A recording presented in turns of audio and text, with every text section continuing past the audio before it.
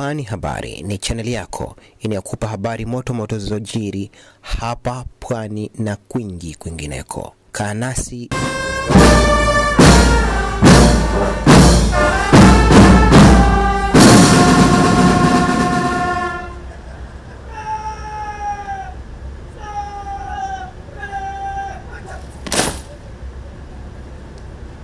Rais wa Zanzibar na mwenyekiti wa Baraza la Mapinduzi Alhaji Dr. Hussein Ali Mwinyi amewanasihi waumini wa dini ya Kiislamu na jamii kwa ujumla kuendeleza utaratibu mzuri wa kuwasaidia na kuhurumia watu wasio na uwezo kwa kuzingatia mahitaji yao maalum.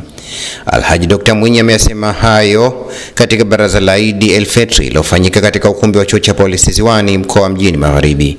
Miongoni mwa mambo mema ambayo tuliyafanya katika mwezi mtukufu wa Ramadhani ni kuhurumiana na kufanyiana ihsani kwa kutoa sadaka ili kuwasaidia watu mbalimbali wenye uwezo mdogo wa kukidhi mahitaji yao, wakiwemo wazee, watu wenye ulemavu na mayatima. Bila shaka sadaka zilizotolewa zimeweza kuwasaidia sana wenzetu hawa katika kupata mahitaji yao na kuwaondolea wasiwasi wa kupata futari, jambo ambalo limewasaidia kwa kiasi kikubwa kuweza kutekeleza vyema ibada ya saumu na kuleta mapenzi baina yetu.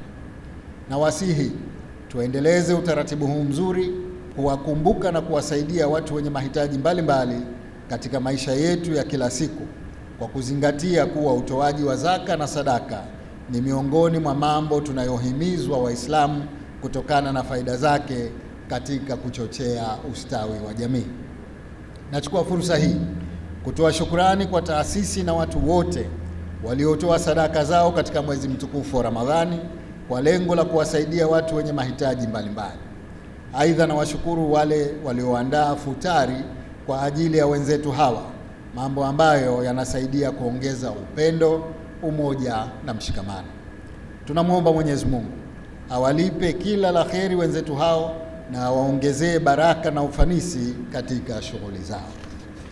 Amefafanua kuwa ili kuwa na jamii yenye ustawi bora ni vyema kuweko na utaratibu huo utakaoendelezwa, kwani kwa kiasi kikubwa umewasaidia watu wa makundi maalum wakiwemo mayatima, wajane na mafakiri kupata futari na kutekeleza ibada ya funga kikamilifu. Aidha, Dr. Alhaj Mwinyi amesema waumini wa dini ya Kiislamu wana wajibu mkubwa kutekeleza na kuendeleza mambo yote ya kheri yaliyokuwa yakifanyika katika mwezi mtukufu wa Ramadhani, ikiwemo kumcha Mwenyezi Mungu kwa bidii, kwani yanaongeza upendo, umoja na mshikamano.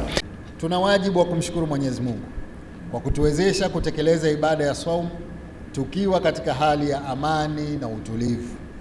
Hakika hii ni neema kubwa kutoka kwa Mola wetu mlezi, kwani kama sote tunavyofahamu, wapo Waislamu wenzetu katika maeneo mengine hasa ya Mashariki ya Kati wanaokabiliwa na changamoto za kiusalama. Kwa baraka za siku ya leo, tunamuomba Mwenyezi Mungu atujalie kuweza kuilinda na kuidumisha neema ya amani katika nchi yetu, na awajalie Waislamu wenzetu na watu wote duniani kuwa na amani ili kuleta ustawi na maendeleo yetu sote. Ndugu wananchi, katika kuhakikisha tunasherehekea sikukuu kwa amani na furaha, nachukua fursa hii kuzitaka mamlaka zinazohusika kusimamia usalama wa viwanja vinavyotumika kwa sikukuu kuhakikisha wananchi wanakuwa salama katika viwanja hivyo.